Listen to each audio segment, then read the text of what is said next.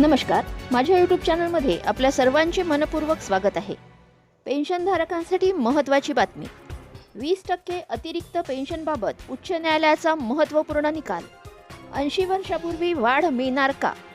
पेन्शनधारकांसाठी अतिरिक्त पेन्शनशी संबंधित एक महत्त्वाचा न्यायालयीन निर्णय समोर आला आहे.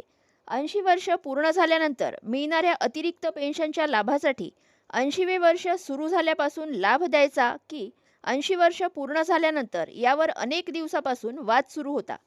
या प्रकरणात न्यायालयाने महत्त्वाचा निर्णय दिला आहे. चला तर जाणून घेऊयात सविस्तर अपडेट. त्यापूर्वी चॅनलला पहिल्यांदा भेट देत असाल तर लाईक करायला विसरू नका, सबस्क्राईब करायला विसरू नका, नवीन अपडेटसाठी बेल आयकनला प्रेस करायला विसरू नका आणि माहिती आवडल्यास आपल्या सहकारी मित्रांना शेअर करायला देखील विसरू नका. 80 वर्षानंतर किती अतिरिक्त पेन्शन मिळणार? केंद्र सरकारच्या पेन्शन नियमानुसार पेन्शनधारकांना वयानुसार अतिरिक्त पेन्शनची तरतूद आहे.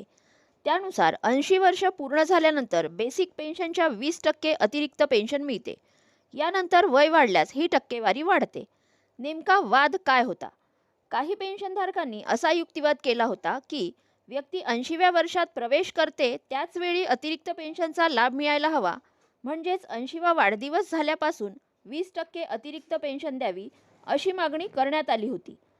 मध्य प्रदेश उच्च न्यायालयाच्या एका आधीच्या निर्णयात 80व्या वर्षात प्रवेश केल्यापासून लाभ देण्याची भूमिका घेण्यात आली होती. त्यामुळे या मुद्द्यांवर संभ्रम निर्माण झाला होता.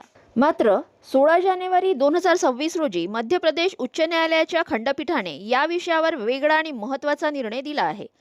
न्यायालयाने स्पष्ट केले की अतिरिक्त पेन्शनचा लाभ 80 वर्ष पूर्ण झाल्यानंतरच मिळाल्यास पात्र ठरतो.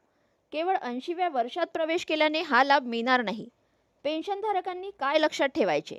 80 वर्ष पूर्ण झाल्यानंतर आपल्या पेन्शनमध्ये अतिरिक्त पेन्शनचा लाभ लागू झाला आहे की नाही हे पेन्शनधारकांनी तपासणे महत्त्वाचे आहे.